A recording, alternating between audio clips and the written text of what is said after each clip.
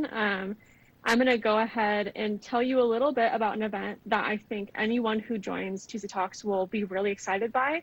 The great thing about Tuesday Talks is it gives us all a chance to come together and talk about the things that, are pressing or interesting, kind of current in the moment. And I think that our first annual Ungala is a really great place to do that too. And it's also a good way to support the organization and programming like Tuesday Talks. So next Thursday, May 6th, hey, Alice, we're just talking about an event that we have coming up. We are going to be hosting our first annual Ungala, and this event is a benefit for the Public Policy Institute of the Rockies.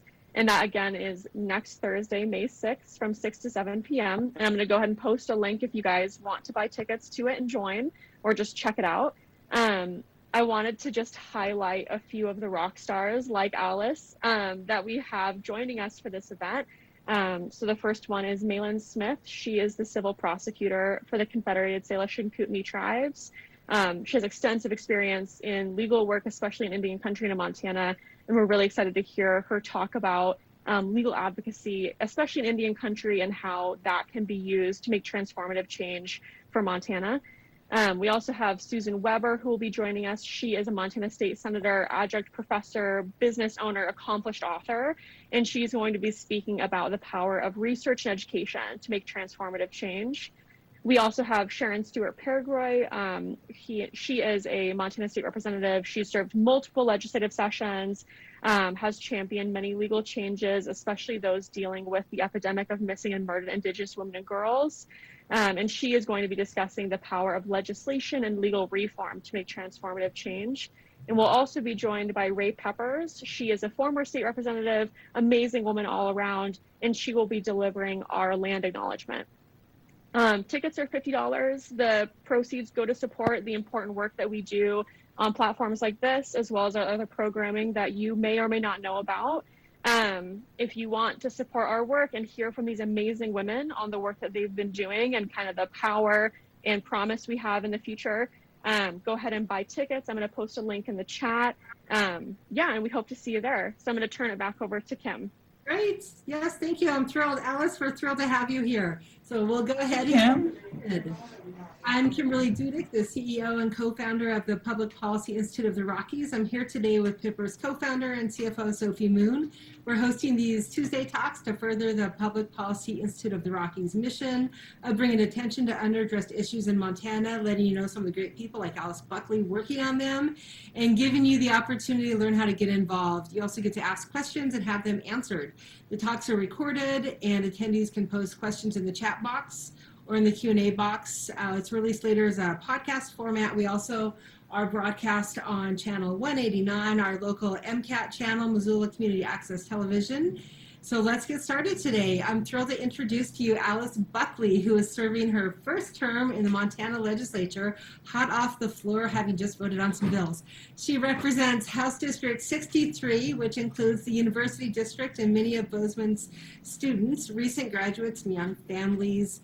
Outside of the legislature, Alice works for the Profitable Ideas Exchange, a firm in Bozeman that specializes in convening and facilitating peer communities. She graduated from Leadership Montana in 2018 and has served on the boards of both conservation and domestic violence prevention organizations.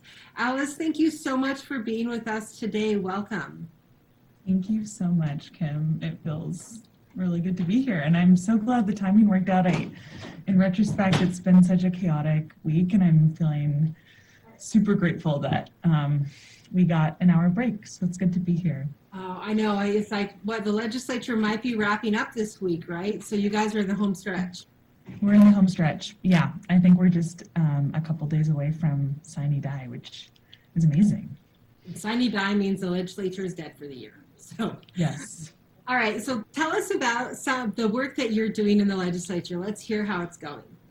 Oh my gosh. I know you're hitting me at a really good time because I kind of try to process what's been happening over the past 78 legislative days, but I've been, tried to, just at the beginning of the session, really recalibrate my expectations coming in as a freshman legislator in the super minority in the House. So I've have been trying to certainly build relationships. A big reason of why I ran was to try to increase accessibility and transparency just in the legislative process and public service in general. So I've been trying to be really communicative back with my home community and say, oh my gosh, here's what this looks like. And also when you can, hopefully when you kind of come on that journey with me and see what I'm learning, hopefully it'll feel more accessible to you. So I've been trying to do that. I've been working hard on that. And then in terms of policies, I've kind of found this really wonderful niche standing on your care and trying to help just address some of the gaps and the lack of affordable, accessible childcare in the state.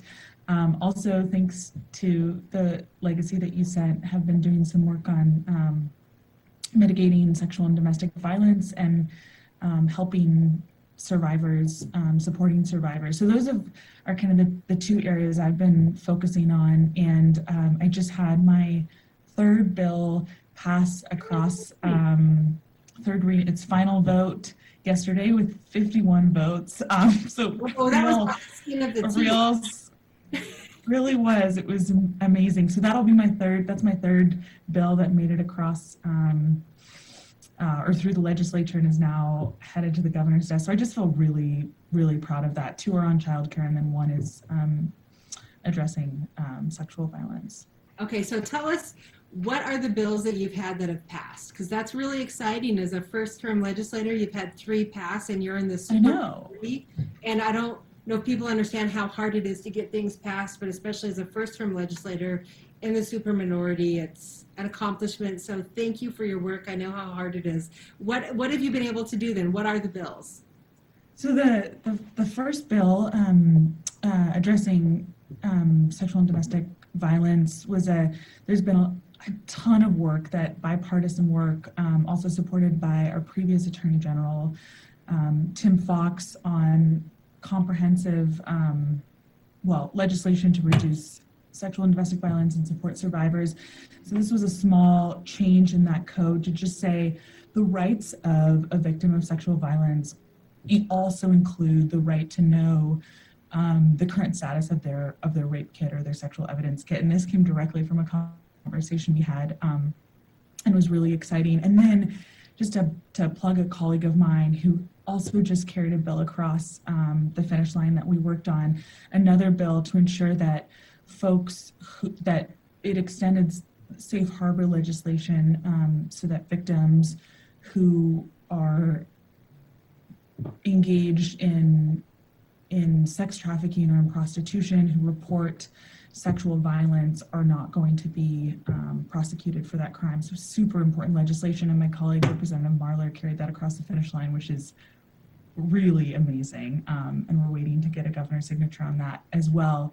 So that's in the sexual violence world. In childcare, worked really hard with a Republican Senator Walt Sales, to develop a bill that would appropriate some money for a governor-appointed task force to just spend the next biennium taking a look at what the heck is going on in terms of our lack of affordable, accessible childcare across the state. And it's a business-led task force that just felt really exciting to us. So it's only focusing on a tiny part of the issue, but saying how can employers be a part of the solution, especially for kids 0 to 3. So are there best practices that can be shared in terms of helping address that? And it just fit really well. I think it was a really good fit for this legislature, given the fact we're all talking about how to get Montana back open for business and get Montanans to work. And it just felt nowhere else were people talking about childcare, which was just amazing to me. It's not mentioned anywhere in the governor's comeback plan. And I felt really proud to be carrying that legislation. And it was kind of back and forth in terms of whether Senator Sales or I would be carrying it. And I eventually was the one to carry it. And it felt like, man, of course this should be a Democratic bill, because we're not hearing our colleagues talk about this very much. And it's such an important piece of the puzzle, especially for helping to get our working moms back to work. So that felt really exciting. That just passed. And then this little bill that's had such a long journey and just passed by 51 votes yesterday is a bill to allow for the use of campaign funds for childcare expenses incurred while candidates campaigning at the local and at the state level. So that feels really exciting. It ran into a ton of roadblocks, and I just kind of worked it through. And we actually just met with folks from the governor's office this morning just to say, hey, I have a feeling you'll get some pushback on this, and let's make sure it doesn't get vetoed. So we've been working hard on that, and I feel really proud in terms of hopefully allowing more folks to run for office and just decreasing some of those barriers. Well, those are also exciting, and I know I've done a little bit of work in those areas, and I'm just thrilled that you were able to, get that stuff done, especially in this legislature. I think it really shows, how you can work together and get things done. So what has been the biggest challenge for you? Wow. I think, man, we just have so little power in this building at the moment, being in the super minority. So technical term, there's 33 Democrats in the House. There are 19 Democrats in the Senate. And then we lost all 5 statewide offices. The second floor, which has been Governor Bullock for the past 8 years. And before that, we've just had a Democratic second floor for 16 years. So it's just a really interesting thing, making decisions and building relationships and doing the work and understanding at the end of the day, we really have so little power. And I think, especially this week, and especially yesterday with my campaign finance bill, which was just such a struggle to get across the finish line. It felt like we're working so hard and our wins are so small and the losses we're taking are so big in this building. And yesterday the governor signed 3 flagship anti-abortion bills into law, and it felt like, compared those to in my little campaign finance bill to allow candidates to use their funds for childcare, it's like, man, this discrepancy is really hard and it feels defeating. And we're working so hard on behalf of the people of Montana, and the damage that's been done over the past 78 days feels pretty crushing to me. So the next question is like, how do you feel things have been going? It sounds like they've been crushing. So let's say people who are listening, this is a good chance for you to get out the message. I mean, what should people know about what's been going on in Helena to their rights and to the Montana that we enjoy and the rights that they enjoy and should be protected? So what do you want people to know about that? I think it's not overstating to say, pick any issue that you care about in terms of our ability to make decisions about our body, our ability to recreate outside and have healthy public lands and wildlife, access to clean drinking water, robust public education, in terms of equality and the ways in which we're treating everyone in this state. It's all of those things that we've been taking for granted are getting eroded and stripped away and undermined. One that's a bit less sexy, but's been extremely concerning to me is public health and also local control and our abilities for our local municipalities, cities, and counties to sustain themselves and make decisions. I think it's really hard to pay attention to what's going on in the legislature. There's been so much that's gotten rushed across over the past 4 months, and it's been hard for me to keep track of it. I know it's been hard for all of us to keep track of what's going on, but to say, oh my gosh, pick whatever issue is important and just take a look at voting rights is another one. Just the work that's been done over the the past 4 months to really erode a lot of things that I've taken for granted here. And I think it's going to be hard for us to build it back.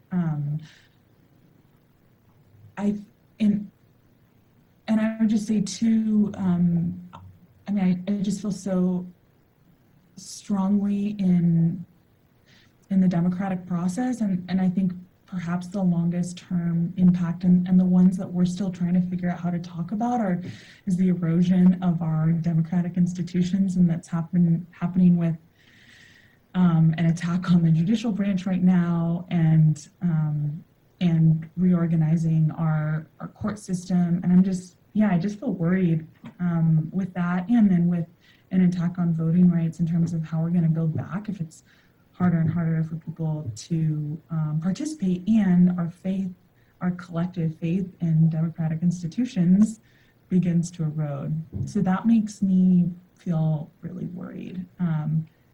But also, there's never been a better time to focus on what's going on. And I think my hope is that we all take a look at what's happened over the past 90 days, almost 90 days here, and then spend the next 2 years and 10 years and 20 years saying, oh my gosh, what is the future we want to see in Montana, and how can we all participate in getting here? Because when we don't pay attention and when we don't show up, here are the results, and it's scary, and it's not the kind of community and the kind of state that we want to live in.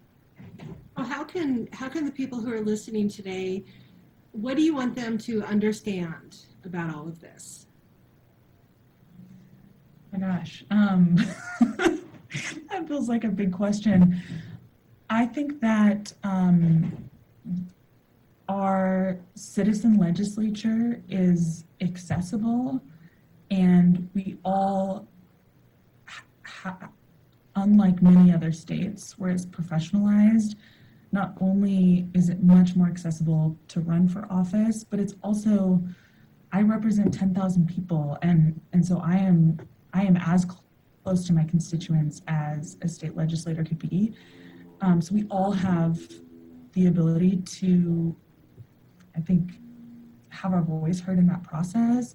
And oh my gosh, we have a lot of work to do over the next couple years and beyond. And so I would just say, it just feels like there's so many beautiful ways of participating in public service. And if I could just say one thing, it would be, let's all expand our idea about what participating in our communities and in the democratic process looks like, and then bring the issues and the values that we care about into that space. That feels like the most hopeful thing that we can do.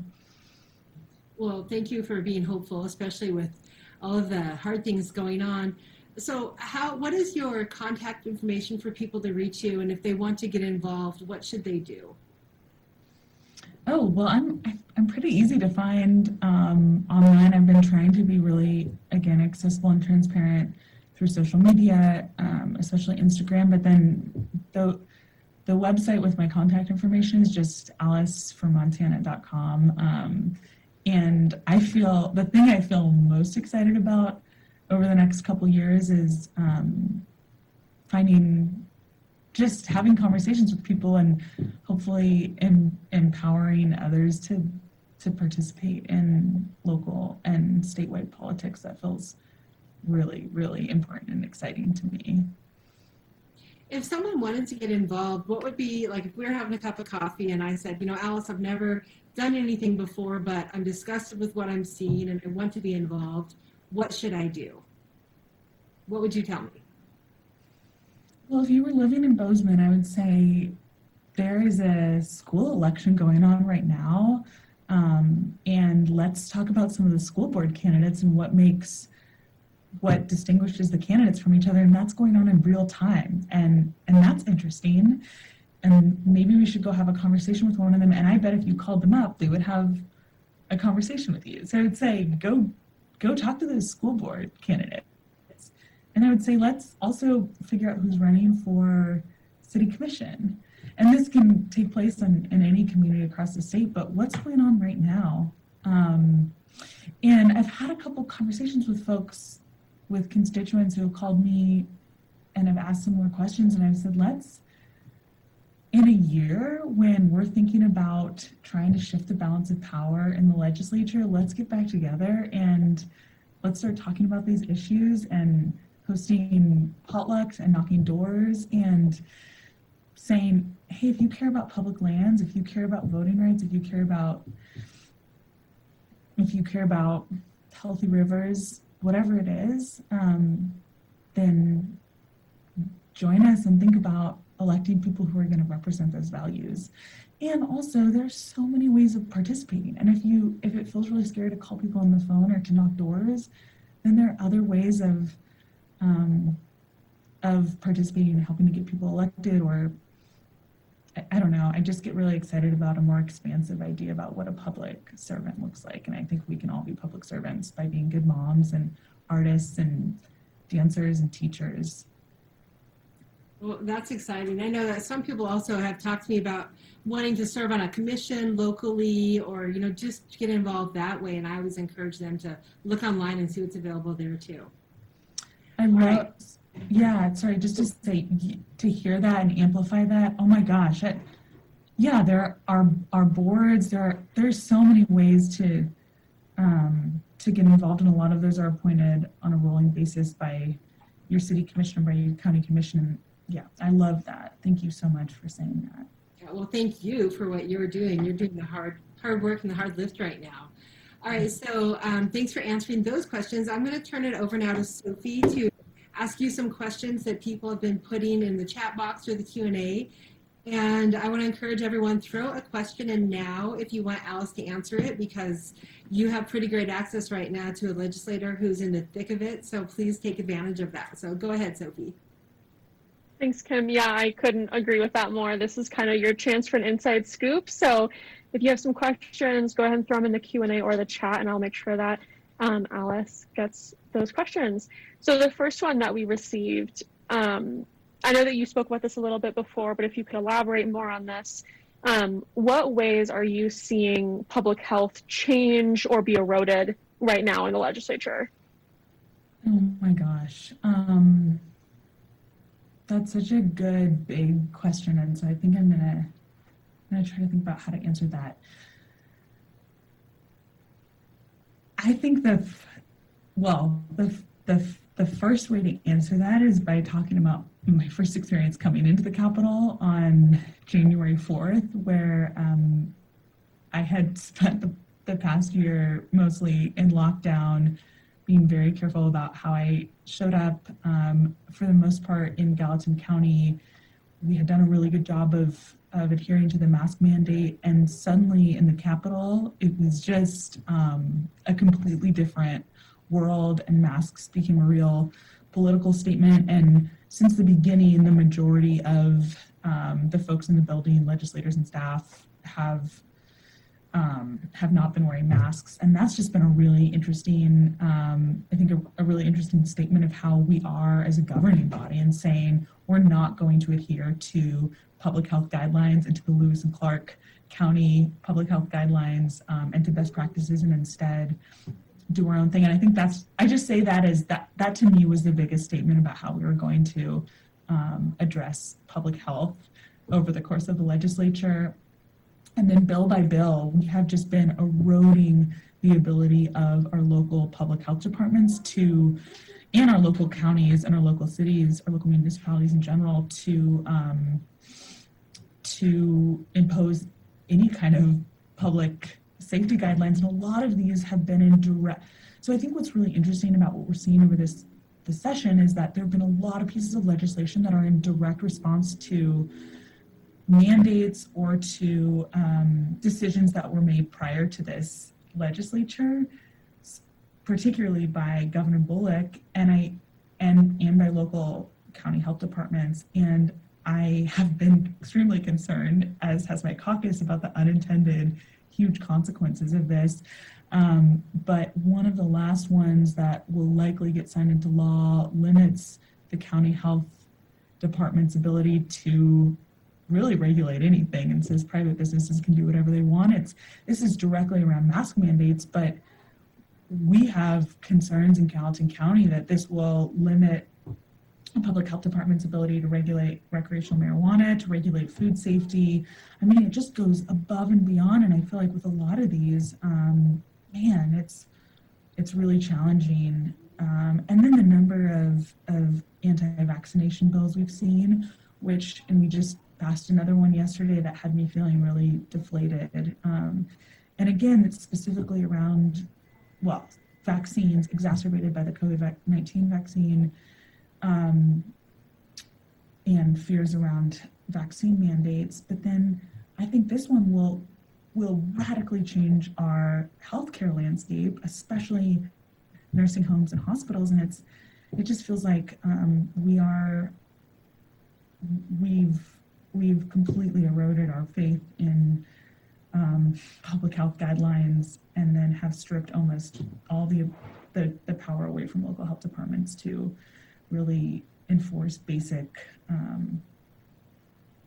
measures of public health. So I don't know what else to say. It feels hard. More on the public health note, I think especially in COVID, we've seen how important social security nets like Medicaid are, right? Like unemployment. And we have a attendee here who's wondering, what have you seen as far as eroding Medicaid expansion? Yeah, I love that question. So I'm serving on the tax committee and then on Health and Human Services in the afternoon. So most of those bills have come through Health and Human Services. We've seen, we had two big bills this session, one from a representative, one from a senator, to erode certain aspects of Medicaid expansion. Those were the things that we felt most concerned about. The more radical one that started in the House, we were able to defeat in Health and Human Services, which was amazing. That was Representative Gillette's bill. And then Senate Bill 100 from Senator Carrie Smith originated in the Senate. It was called the Fraud, Waste, and Abuse Bill. And the intentions of it were to root out all the fraud and waste and abuse that's going on in the Medicaid.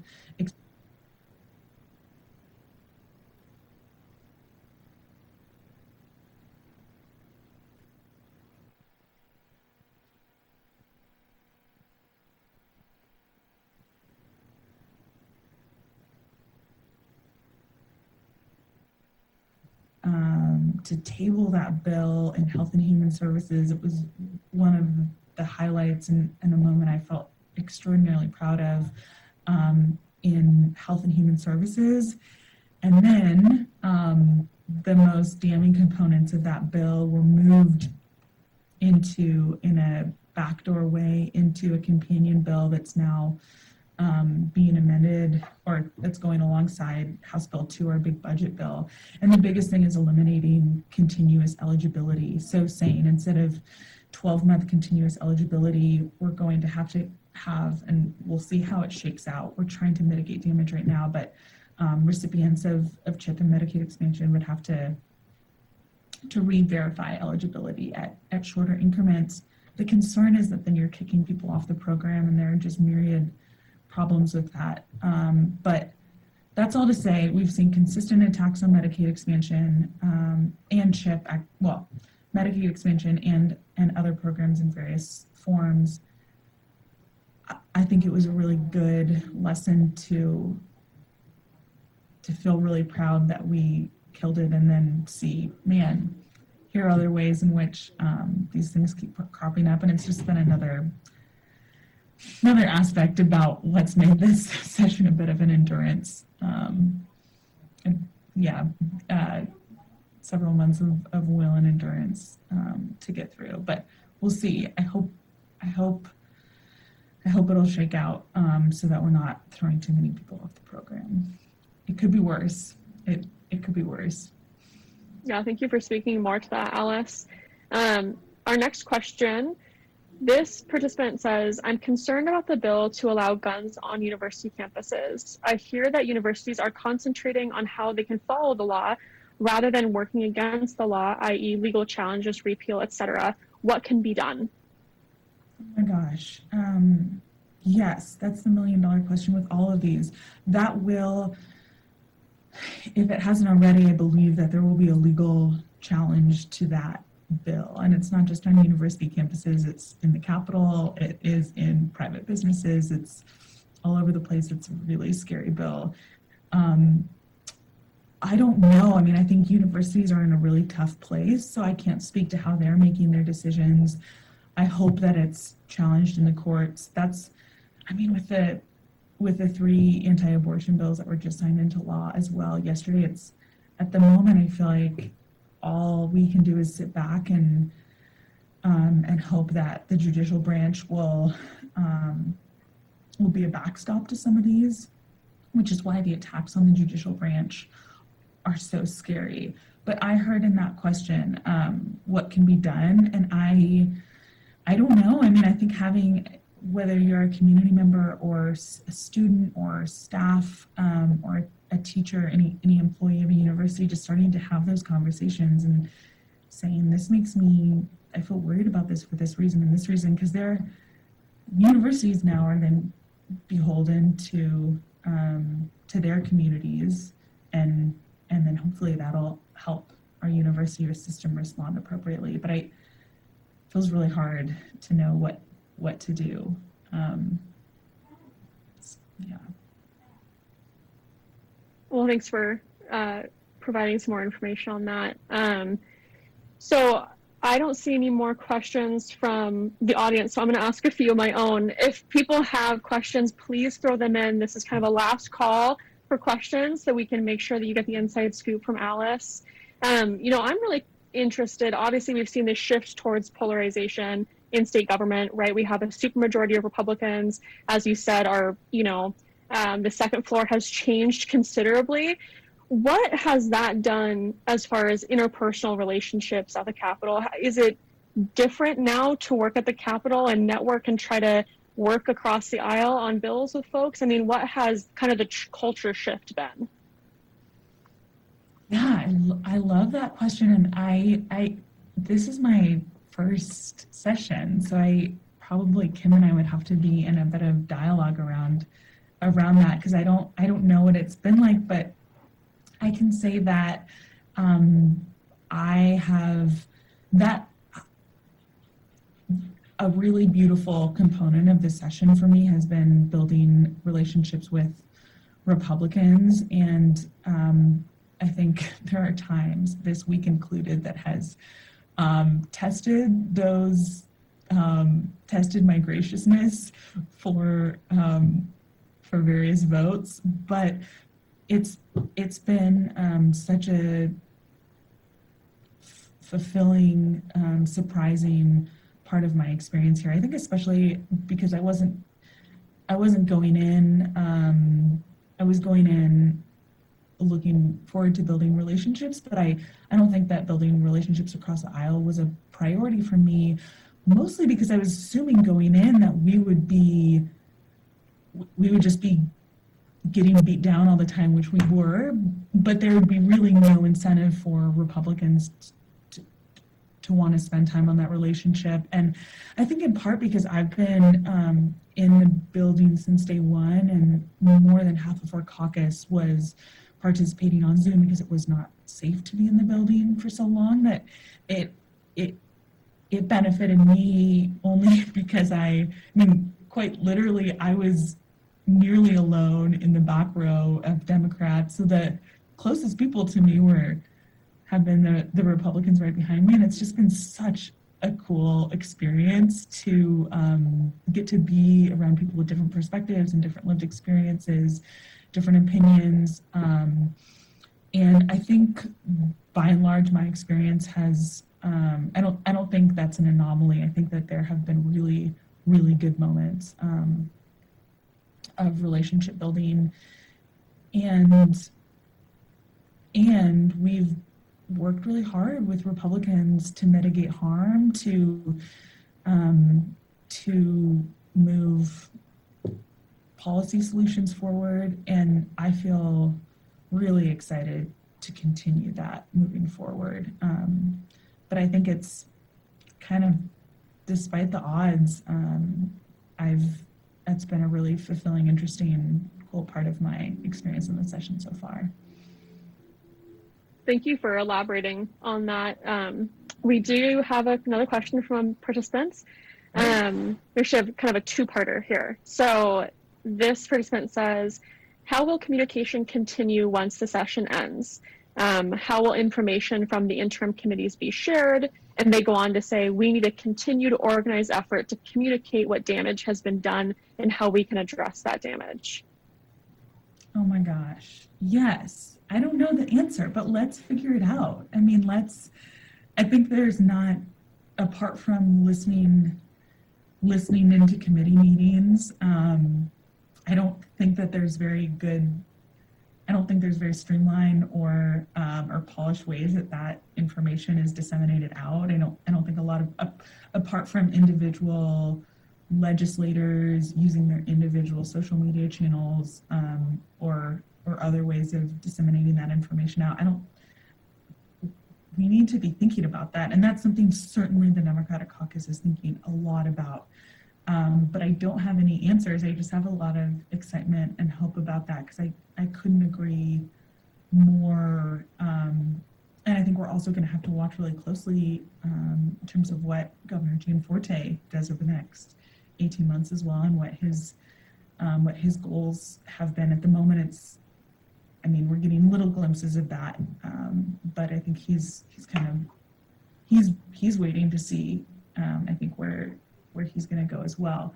So I don't know, but I feel really excited about that. I think a lot can happen at the community level, whether it's in central committees, but I know with all of our Gallatin County legislators, we're thinking really, really hard about not only what grassroots organizing looks like, but also how we're continuing to share what's going on and work on policy solutions too, which is so exciting, and saying we have 18 months to think about the policies we're going to bring forward in 2 years. And it feels really exciting to be spending time thinking about that and including other people in that process. Awesome. Yeah, thank you for elaborating some more on that. I think that, those interim committees are things that a lot of folks don't know about. And so it'll be good for folks to kind of keep tuned in to see how they might be able to participate in that kind of work. The next question, I'm going to kind of combine for the sake of time here. The first part of the question is asking what happened to the Solutions Caucus? And the second part of this question is asking, kind of along the same lines, is there any common ground between Republicans and Democrats regarding the environment? Great. And the first one was what happened? What happened to the Solutions Caucus? Yeah. Oh my gosh, I love that question so much. They would say that they're still around and nothing has happened to them. The Solutions Caucus is still a functioning caucus of the Republican Party. It's been really interesting this session.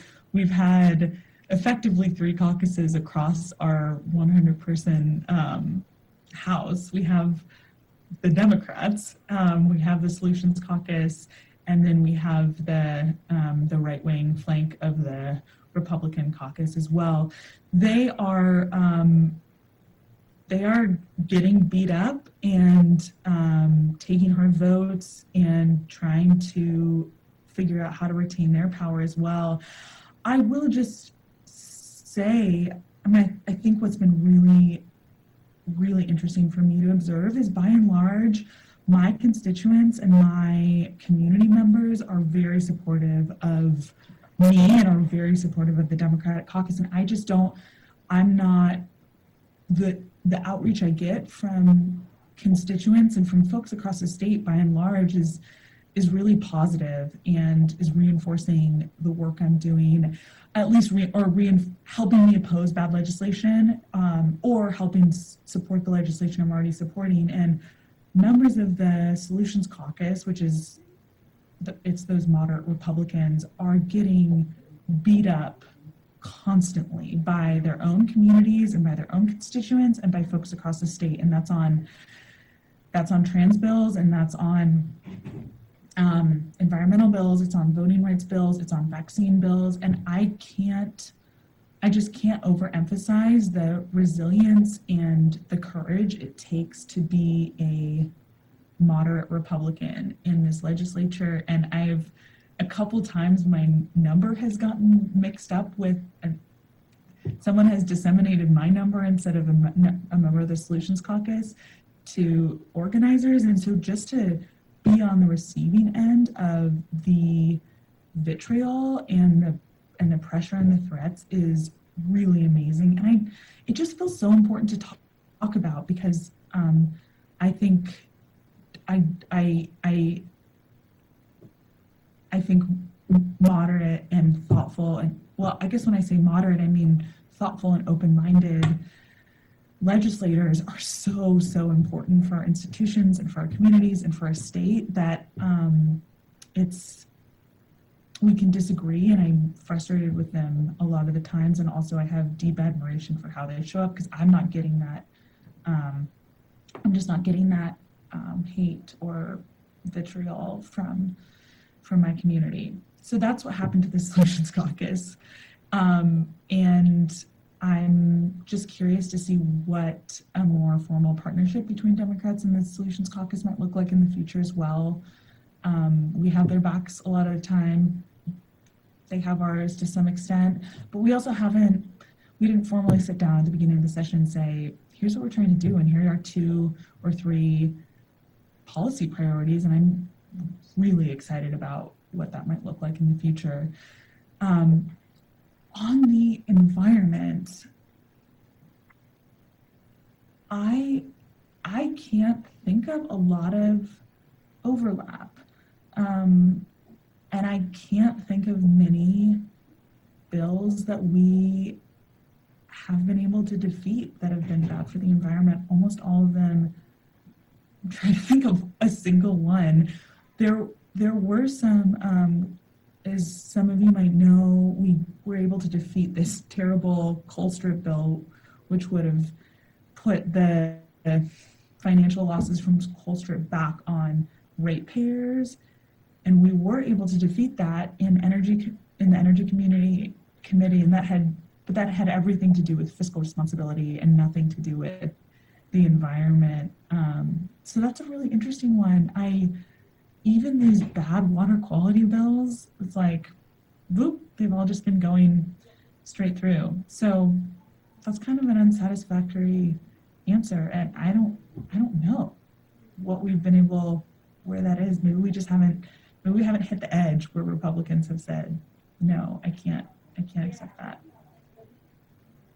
Well, thank you so much for answering everyone's questions, and for everyone who wrote in, thank you so much for posing those questions. I think, today was a really interesting day. I think we all got kind of a cool inside scoop of what's going on. And thank you so much, Alice, for taking time out of your day to be here and talk with us. I'm going to go ahead and pass it back over to Kim for the final questions. Great. Thank you, Sophie. Thanks, Alice. All right, Alice, now these are more questions for people a little bit more lighthearted to get to know you a little bit better. What's a podcast you're listening now that you'd recommend to others? Oh my gosh. So I haven't listened to a podcast since January. You're so busy. That being said, well, I haven't been consistently listening to any. That being said, I do not reliably listen to the Ezra Klein podcast, and there's a recent episode with an author named George Saunders that's just a really beautiful reflection on our relationships with others and how we show up in the world, and I was moved by it. I listened to it a couple times. I think especially it was helpful for me in this context. So I would flag that. And otherwise, I can't wait to start listening to podcasts again at the end of the week. It'll happen soon. All right, who's your favorite singer? Well, I have a deep, long-lasting crush on Phoebe Bridgers, and she's getting better all the time. So probably Phoebe Bridgers. Perfect. Where's your favorite place to go in Montana? My favorite place to go is Rock Creek, which is between Phillipsburg and Missoula, and there are 2 Forest Service cabins, and either one of those is my favorite place, and I'm spending a week and one of them in the middle of May to decompress from this. So it's a What are the special names spot. of those cabins? Do you know? Yeah, so there's the Morgan Case, and then there's Hogback Homestead are both of them, and it's really special. Oh, perfect. All right. So last one. What's the best advice you were ever given?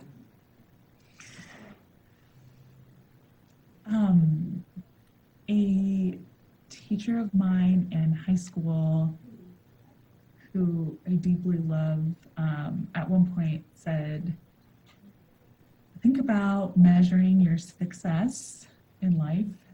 Think about measuring your success through people. And I think that can mean whatever you want it to mean, but it has been really moving to me, and I try to hold that close in terms of how I'm making the people feel who are in proximity to me and how I'm doing right by people around me. And at the end of the day, feeling like that's really what matters. Really showing up for myself first and then showing up to people around me. So I think about measuring my success through people. Well, thank you. Thank you for being with us today and giving us some of your time this busy week. And thank you for all the work you're doing. Thank you both so much. I really appreciate you holding space and doing the work. And I guess onward. Here we go. There's work to do. That's right. Well, thank you, Alice. Thanks everyone who's listening today. And we're hosting these talks to provide an opportunity for people to hear about different people and organizations in the state doing great work. And we got an inside scoop today from Alice, who is in the thick of it in the last week of the Montana legislature. You can reach the Public Policy Institute of the Rockies at publicpolicyinstituteoftherockies.com. And you can also buy tickets to our Ungala there for May 6th if you go to our website. So they're $50, and you'll hear from some great speakers. Then the legislature will be done, so it'll be a nice time for us to convene and hopefully talk about more positive things. You can reach us on Facebook at Public Policy Institute of the Rockies, Twitter at Policy Rockies, Instagram at PPI of the Rockies, and email at info@pipper.org. Thanks again. You can find our podcast anywhere you listen to podcasts. If you want to listen to Alice again, she will be on there as we get it uploaded. And these are also recorded and played on MCAT on Tuesdays, channel 189, on Tuesdays at 8:30 and Fridays at 6:30. So thank you all for listening and for tuning in for the episode. Let's keep moving Montana forward. Thanks again, Alice. Bye.